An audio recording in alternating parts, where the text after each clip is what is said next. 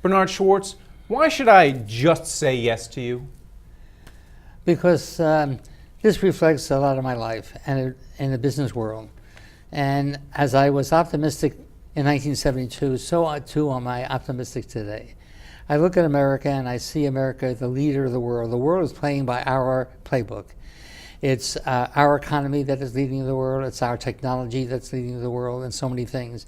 It's when you want to go to a good hospital, you come here. When you want the highest education, you come here. So there's a lot to be optimistic about. And I think America's century is not over. Well, in the early 1970s, when you founded Loral, there was not a lot to be optimistic about that particular company. Its sales were faltering. What did you see in Loral that other people didn't? Well, that was the opportunity. Everybody was down on the defense business because it was an up and down business and you only had one customer.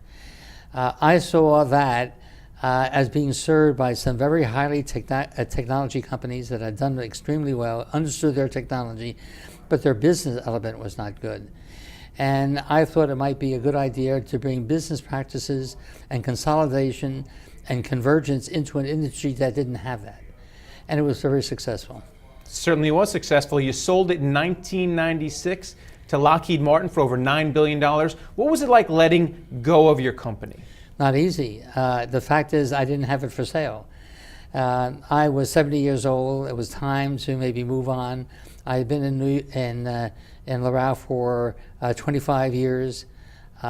We had every year for 96 successive quarters increased earnings. So it was very, very successful.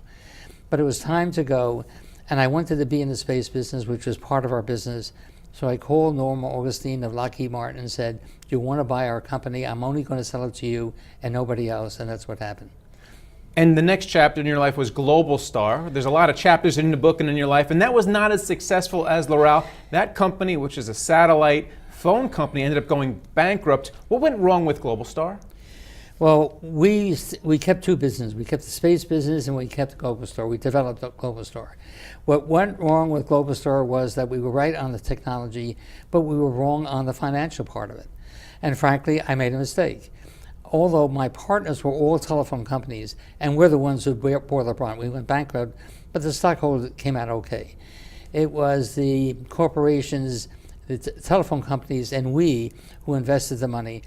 We were there at the wrong time. If we were there 2 years earlier, we would have been tremendously successful. Well, right now it's a very heady time for a lot of so-called cloud companies. Do you think that they're overvalued when you see all these IPOs coming out of the market this week? Well, who the hell knows what the right valuation is? I can't tell you what the right valuation is. I don't think anybody can. I think you have to be selective, as always. I think that IPOs, it's the style today, extraordinary values. I think there'll be a lot of people who are disappointed, but there'll be a lot of people who become millionaires. And then finally, in the book, you talk about how you were always very supportive of the Democratic Party. Yes. Bill Clinton even wrote the foreword to your book. As a defense industry executive, which party is better for the defense industry? Is it the Republicans or the Democrats?